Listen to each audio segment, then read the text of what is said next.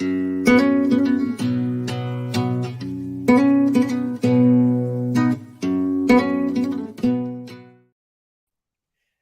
evening, everyone. Welcome back to Intentional Guy.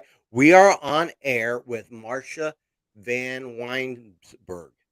Did I get it right? You did. You did. My wife will be so excited that I got your name right. So that's awesome. Now, Marsha has written a couple books.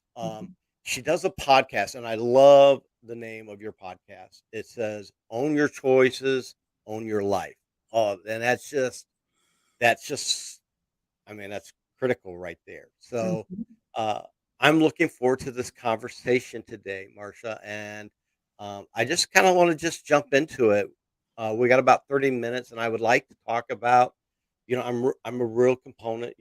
Name says it all. Intentional guy. Mhm. I believe choices that we make every day are so crucial, and owning when you can own your story and own the choices that you make, Mhm.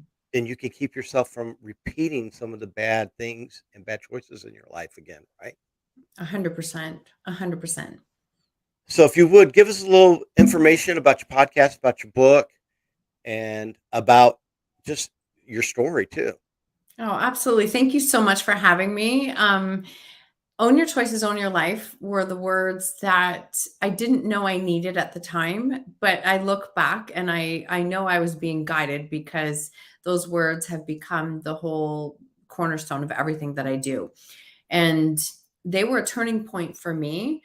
I started my podcast in 2017. Long story short, I was at that time, I was a parent who was dealing, I'm co-parent. There was two of us. We like very happy. We've been together for many years, but we were dealing with teen substance abuse with both of our boys, and it came out of nowhere. It came and it never left. It was not a phase. It only amplified no matter what we tried, no matter what we did. And it was a journey of really being full of judgment, criticism, doubt, frustration, opinions, isolation. I don't even think I could ever really fully describe those years in our lives. And it became very, very isolating. And so I lost my voice. I did. And I just put the armor up, as Brene Brown would say, and I just hid. Yeah. And I hid from the world, but I was actively looking for solutions. So I was just trying to protect myself. But when we do this, when we put the armor up, we don't realize that we're actually feeding shame and we're feeding the judgment of others. We think we're protecting ourselves, but I actually would take it one step further and say we're isolating ourselves. And when we're isolating ourselves, then there was a turning point where I remember sitting like literally under an armor with a turtle shell is how I used to think of it as. And I thought I'd protected myself. But as I looked around, I went, my problems are still here. And now I'm by myself. And this is not the answer. And so through a tremendous amount of work, one of the turning points for me was a counselor had said, if your boys came back to you, you need to be a springboard to support them. And you're not a springboard right now. You're barely a pile of quicksand. She was 100% right. And I was like, but how do I don't even recognize myself now. Like when we get to that space in our life, I didn't even recognize who I was anymore. And I'd lost every aspect of my life, or so I felt I had. And I said at that point, I don't know what to do. And she said, well, what choice can you own? Like, what choice can you own? And that started to become a really deep dive for me to understand the word choice and understand ownership. And I realize ownership can be a bit of a trigger word for some people, but I like to look at it that it's like, that's just taking radical responsibility for myself and the choices that I'm making. And ironically, it's what we all had to do, because I got to the space of when I owned my own choices, would say to my kids that your choices have led you here. If you want a different choice, if you want a different result, make a different choice. That's it. Yeah. It's really we can change. We actually can change things in our life that fast when we start to add up and stack up those choices every single day. And that comes down to intention, which is something that I love with the name of your show, Michael, is that I think of it, I don't write to-do lists, I write intention lists. And I call them intention lists. It's how do I choose to show up today? How do I choose to be my best version? And when things are not going in the direction that I want, I literally stop. One of my first things is stop and go, okay, what am I doing now that is supporting me?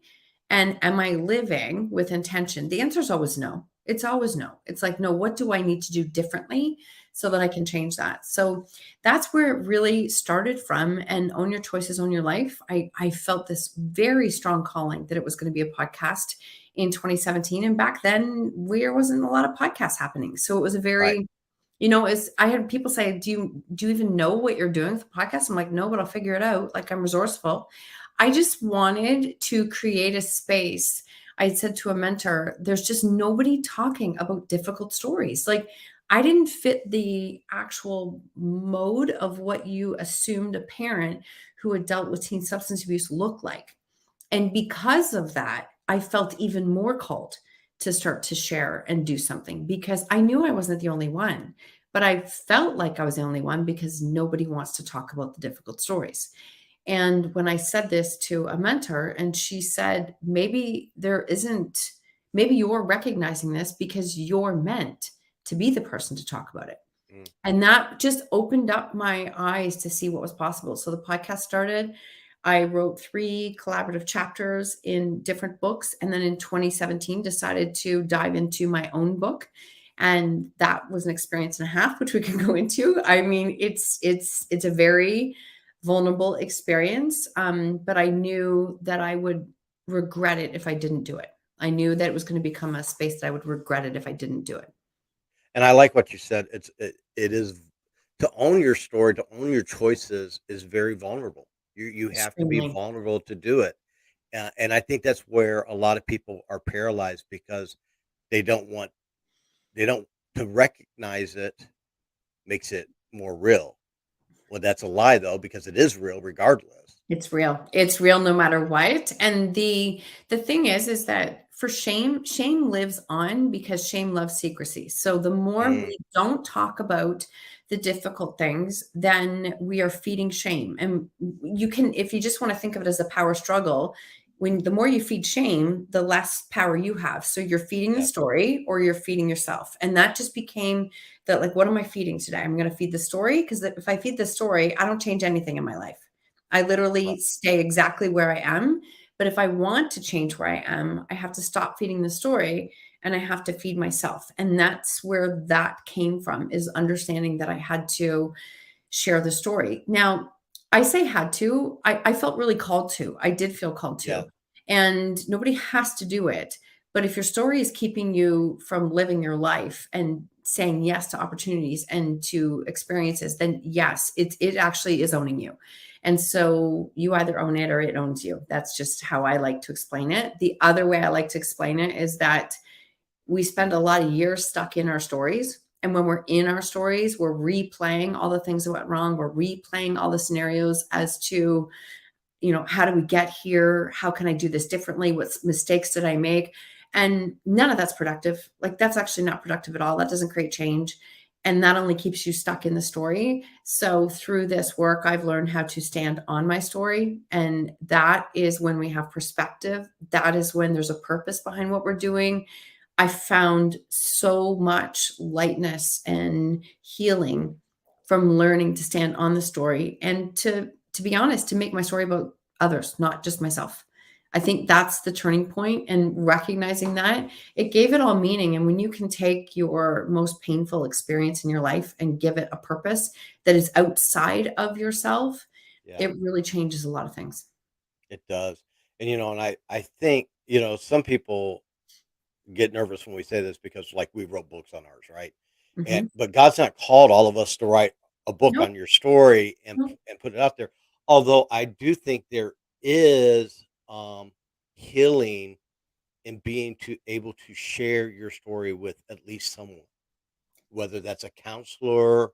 or someone, a best friend or close to you, because for me, I went through counseling and it was really good because I had so many lies in my head.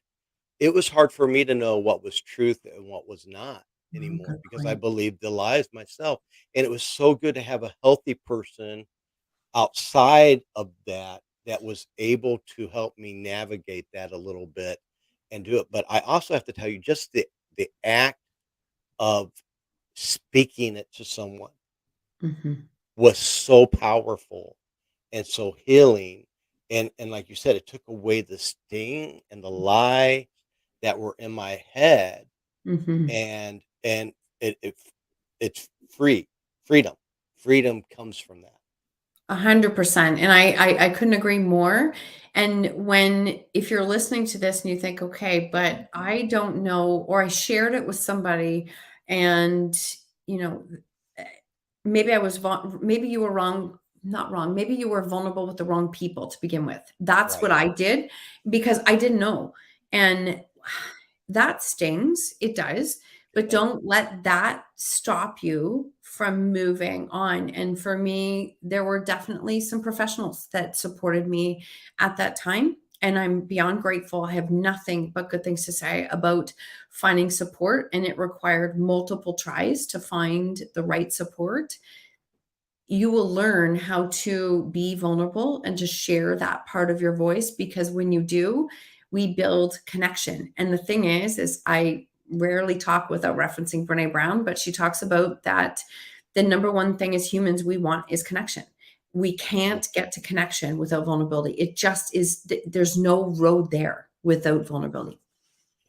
And, and you talked about isolation, and I Mhm, hear me and my wife were great isolators. We isolated for years. We would come home from work on Friday. We'd put on our sleep clothes, and we did not get out of them until Monday when it was time to go back. We had so many walls built up and isolated, right? mhm, And through the letters and phone calls that I get from people who are hurting and are lonely and stuff like that, um, I see these people tend to isolate, and it's hard sometimes. Like for me, it's hard for me sometimes because you're trying to find that. I remember how fragile I was, so I don't mm, want to ever hurt someone because there was a lot of people that gave me some really dumb advice that hurt me. mhm. Okay, so I don't want to be that to someone else, but I also want them to know that what you said, the isolation is not helping you. No. The being alone in this is not helping you in this situation, and it seems like it feels good. It seems like it's protecting you, Mhm. but in the reality, it's just holding you captive a lot longer. 100%. It is extremely, it will not move you forward. We think it's safe. And as humans, when, especially when we're in the middle of chaos, we want safety and we want the perception of safety. So we think that it's helping us, but it isn't. And I've had many people say, like, look at the amount of people you're surrounded with. You have so much support. You have so many incredible people. I'm like, none of them were here 5 years ago. None of them were here. And so I like to use the statement that, like, I carried that armor as a badge of honor for a long time. And then I just got to the point where I was like, I needed to put it down. And Mm, I just put it down. And that's when I found my army. Like, I've got an incredible group of people that surround me, but I had to allow myself to be seen first. Like, you have to go first. And any change you yeah, are looking to create in your life, you 100% have to go first. It has to come from you. That's that action, the intention, the choice that you have to make first. And when you do that, then other doors will open. And I say that, even some of the people, the closest friends I have today, I met in a Facebook group. Like, I met online in a space where it's like I'm listening to their messages and I'm thinking, wait, I think I can read between the lines. I think they have a problem similar to mine. And right. I didn't want to connect with people so that we could sit in a space and complain and be stuck there. I wanted to connect with others and recognize that, okay, I'm not alone. Like, I'm not alone in this. And so I like to use the thoughts, the process that, like, incredible people, humans, and opportunities are available every day if I choose to see them. And if I choose to be open to receiving them, they're always there. Mm. So, well, let me ask you this: how would you suggest Mhm. somebody that's in this place right now? How, what do you how because finding your voice is not easy, No, you no. know. So where would you start at? What is some suggestions, advice that would you give to some of my audience who they feel isolated, they feel alone, they feel like their story is overtaking them.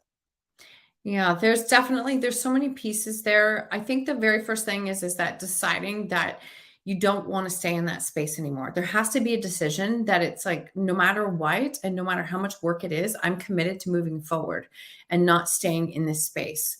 I knew what it felt like to be stuck underneath that armor and feel the shame and feel the no voice and the isolation. I knew what that felt like.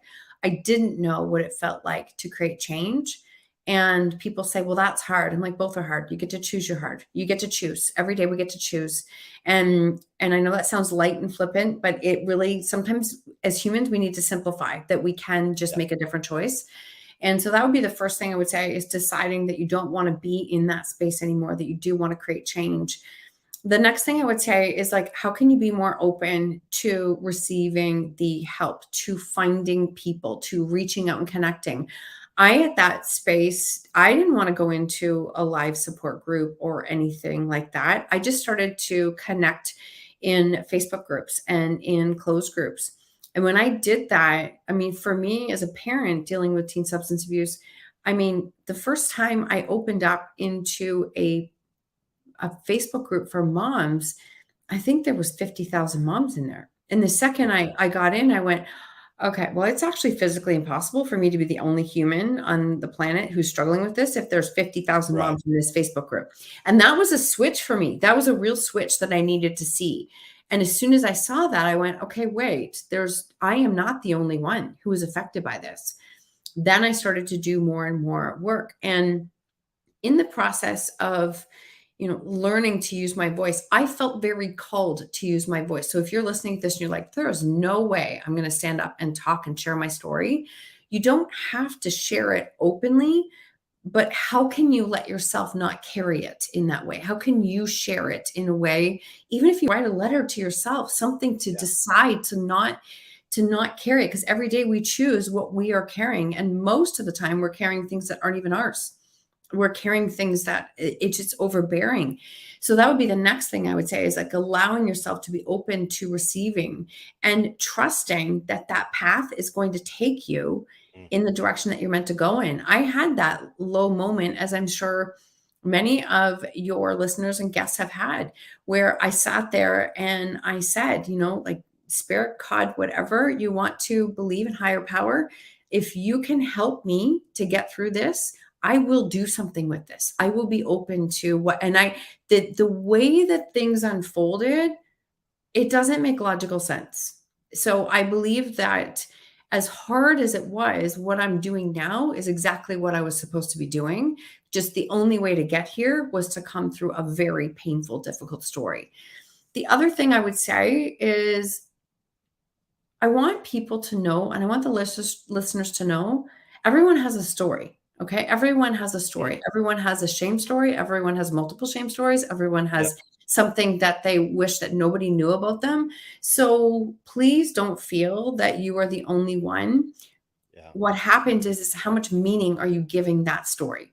Because I gave my story a lot of meaning. And when I started to look at it differently and I started to share it and I started to share my experience with it, what happened is more people came to me and said, that's my story. And I've never shared it with anyone. Yeah. That allowed me to heal myself on a level that I couldn't have planned on. Like that, I had no idea. So that helped me to heal, which only gave me more fuel to keep speaking, which only gave me feedback that it helped me to heal. And it just kept this beautiful cycle. So we can't control the outcome. We can only choose to take one step at a time. Yep. And I like what my counselor kept telling me was, "This feels foreign to you because there's a lot of pain, there's a lot of Mhm. stuff, but you've got to trust the process. Yep. You have to trust the process because, what's because definitely what I'm doing isn't working, right? And Mhm. so, um, it was always trust that process because it's a journey. It is Mhm. really a journey to healing. Um, but I'm like you, there was so much power and so much healing given back to me once I started sharing my story. Because I was like you, I felt like nobody is as as bad as me. Nobody I had that, like, nobody's gone through what I've gone through, you know? And then I'm amazed at how many people have similar stories to mine Mhm, and are finding strength because I was willing enough to obey and share my mhm. story, you know? And, you don't and for some people, I'm like, don't focus on, "Oh, I gotta share my story." Don't focus on that right now. Take the first step that you got today. And like you said, that's admitting that, you gotta have to want to have that change in your life, you know? Do you wanna continue to be stuck and miserable? That's the first step. So, no, I don't. Okay, then, that's the first thing. The next thing is, now what are you gonna do about it? It might be see a counselor, might be Mhm, go talk to your minister, it might be talk to your best friend, mhm, you know? But when I wrote my book, I looked back and I truly saw where God had people all along mhm. the way for me, you know, in the sideline, rooting me on, waiting to help me. And it was just waiting for me to make the choice to accept it and to do it. That's so good, and I'm almost smiling because I can think it back to all the people that were on my path that it's like I felt like they literally came out of nowhere, they didn't. Um, but again, I would have never seen them if I hadn't chosen to go first. I think it still comes back down to, as humans, we spend a lot of time waiting and waiting to be ready, waiting for it to be easier, waiting for all of the things to line up when actually nothing will line up until we decide to step forward. And I think that's that ownership piece that I think is really powerful when you can come to a space of saying, like, owning what are you taking responsibility for? Right. And as we stated earlier, like, one of the things that happens when it comes to, the awareness of something I want to change and owning what those choices are, but coming into the ownership piece, you need to learn how to own something without adding shame and judgment to it. We don't need to add an additional layer of shame and judgment to it. One little trick that I use that I still to this day find very helpful for me is that whatever we resist will always persist, right? Like, the Mhm. more we resist it, the more we resent it, the more we keep it alive. And much like shame. And so when I see those limiting beliefs, the mindset pop up, the feelings of like, ooh, I can't do this, or the feelings of fear of vulnerability, when I feel those things pop up, I literally, instead of shaming myself for those feelings to pop up again, which I did for a really long time, I personally add a little bit of sense of humor and I'm like, wow, that didn't take long, Marsha. That was fast. That was fast. Look at how often that shows up. Or, you know what? Thanks for having my back, but I'm safe and I'm good.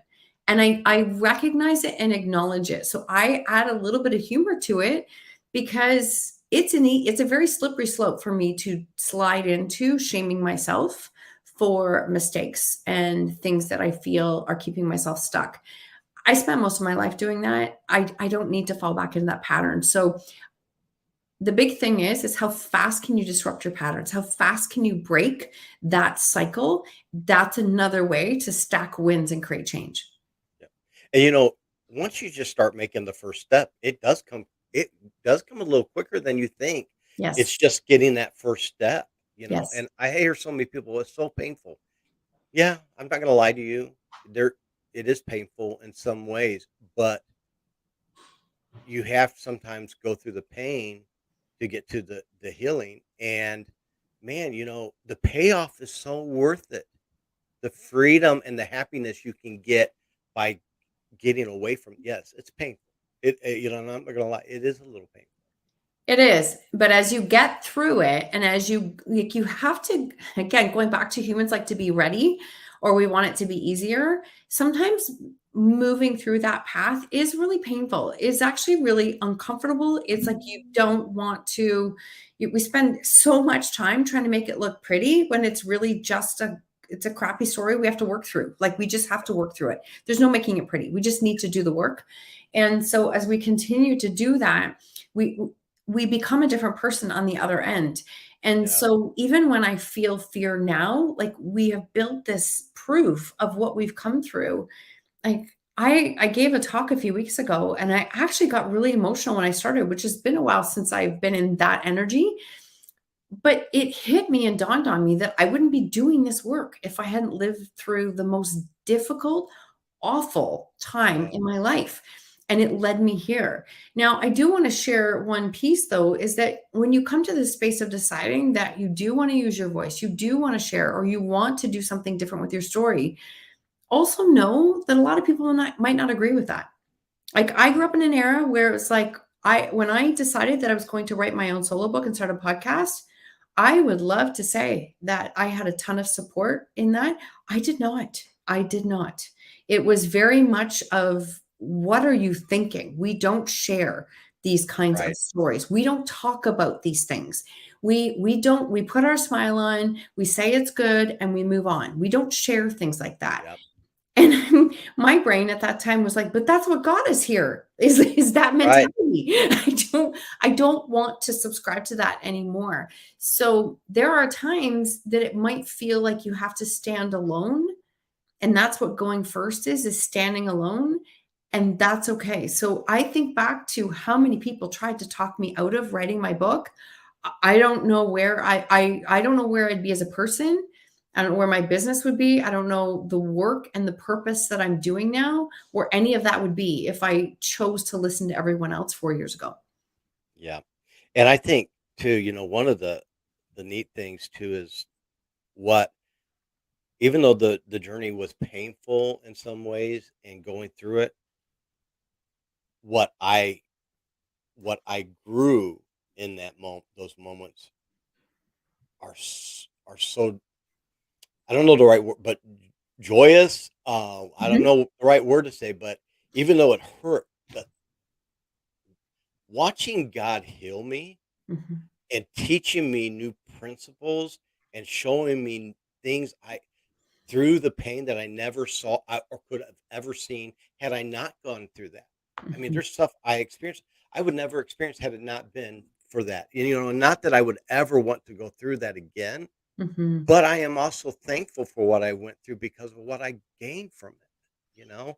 And I know that's hard for people to Right. understand, and Paul writes about that, that you can glory in your misery, and I'm like, I never understood it, but I get that now because, you know, God spoke to me a lot in that and gave me some great truths in that grew me as a person and grew my character, Mhm, you know? mhm. And so it's amazing what you go through, and the payoff is so worth it at the end because you come out a different person. A completely different person, and it allows us to authentically do the work that we're called here to do. That's There's right. just there is no way possible for myself, yourself included. I could not be doing this work if I read about it in a book. I just couldn't. You Yeah. you have it's authenticity is I lived it. I lived it for many years, and it's very easy for me to share my lessons on my journey because I lived it. And I think that's the piece is that you can't teach, coach, write, support, impact others Mhm. on something you've never lived. That's just my own opinion. I think that so many people out there trying to do things. And I'm like, well, what experience did you have? What lessons? Right. Well, I don't want to talk about my story. And I'm like, it's actually the missing piece. It's the missing piece. Yes. It is the missing piece. Yes. Yes. And I've been scared in it. Yeah, I lost some relationships through it. Yeah. But I've also gained a lot more. I'm with you. I honestly, there are people that the door closed and I've never had a conversation with since then. And in the beginning, I had a lot of angry, resentful, hurtful feelings. I did, until I Right. recognized I honestly just had to come to a space that I don't choose to carry that anymore. It just doesn't serve me. And in all fairness, I was living in this chaos and I didn't know how to handle it. So why would I expect advice from from a person who wasn't walking in my shoes every day? Why would they have the right advice? So I Right. just learned to let go of that piece of it and recognize that the judgment piece is huge. We put a lot of stock and investment in the judgment of others Yeah. in how we choose to show up in our life. And I would challenge anyone today to ask you, like, who judges you more than what you judge yourself? Because at that point, I had to recognize it was like a light bulb switch where I went, okay, they're saying some pretty negative, critical things to me. Like, I didn't have to wonder what they were thinking. They had no problem saying them to my Right. face. No. And I had to come to a space of recognizing that, wait, I've already said all of those things to myself. Like, I've done Right. all of that. So it really let go of that piece of, I don't need to carry that because I've already done those things to myself. Yeah. Mhm. I resonate that completely. Listen, Marsha, as we get ready to close here, there's way so much There's a stuff in lot of this ways that this could go. I really want to invite you back to do this, but I really want to read your book first too. So tell Mhm. us about your book. Thank you. My book is called When She Stopped Asking Why. And I remember I did not have the title, I did not have the ending, and I did not have the intro. And I worked so hard to try and find it. And every single piece of my book that was critical came from a walk in nature, a yoga class, something where I wasn't trying to force it. And when I took this to the person supporting me in publishing, she was like, the title's too long. And I'm like, no, it has to be that title. Because for me, that was when my life changed, when I stopped asking why. The why was killing me. It was killing me. Yeah. There was no answer that could make a difference. And all the why did was kept me stuck in the victim cycle. So that's a turning point for me. Mm, And if you're listening to this, and you do ask yourself why a lot, can you switch it to what? Because what is an action word? So every time I would say why, I'd be like, no, what can I do differently right now? And that would just shift me into action.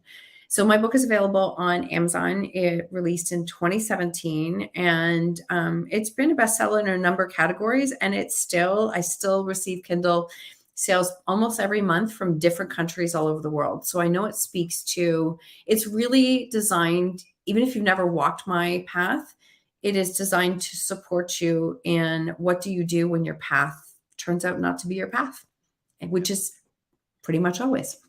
And I know a lot of my listeners, I hear that why question a lot. I hear that a lot. So, I'm going to put in our description a link to your book and everything like that with it, because I do think that I believe in having some great tools, Mhm, you know, mhm, and books are great tools. And when someone shares their story, I love a good redemption story. I love good stories where we can see how I can learn from what you've learned. mhm. I don't have to necessarily go through everything that you went through to learn it because I can learn it now through your book. I 100%, and I do wanna share that one little piece. I didn't foresee that. I thought that I would only be supporting people who had walked my path. It's not even close.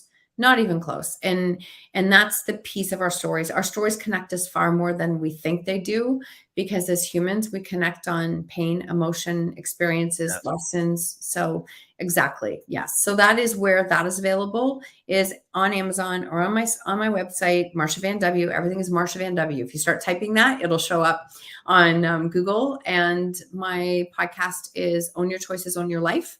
And I have a second podcast called Everybody Holds a Story. It's all about bodies and stories and Yes. how we change our story. Well, I appreciate you coming today on here. I'm excited about getting your book. My listeners know this. I was never a reader.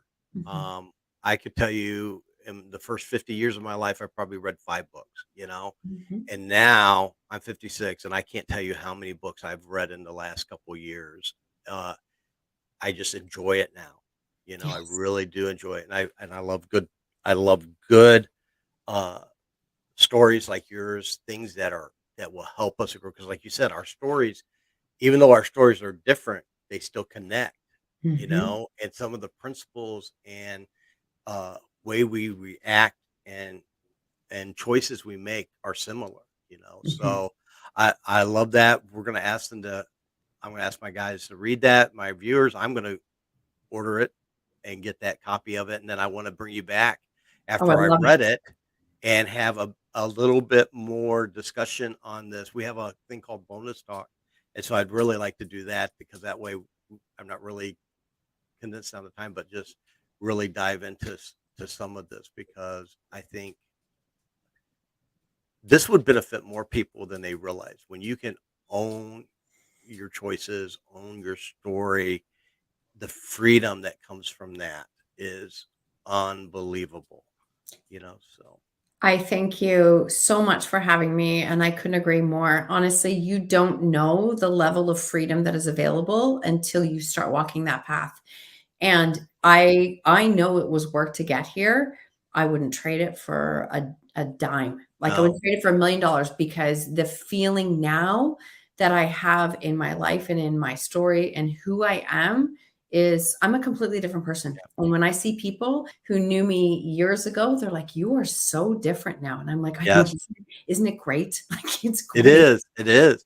And and I said it earlier, I'll say it again. I would never want to go through what I did again, Mhm, but I am so thankful that God brought me through it and allowed me to learn the lessons that I've learned, mhm, because I only thought I knew what freedom was. I only thought.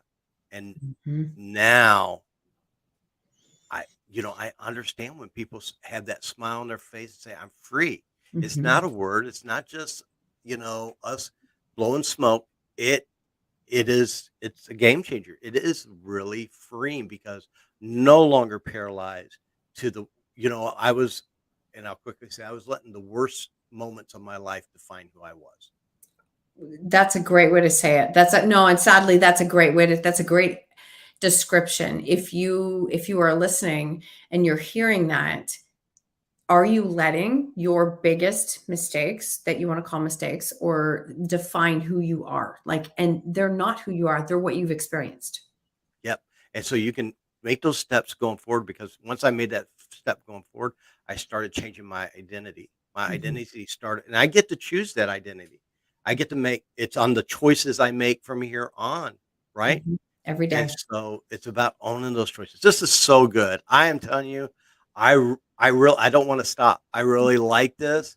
I'm looking forward to reading your book, and then you'll be hearing from me again. I really would love to bring you back on the show I would and love dive that. into this a little bit more. So, I would love well, that. Thank you so much for having me. thank you. And to my listeners, thank you guys for listening to us tonight. Until next time, just keep being intentional. We'll talk to you soon.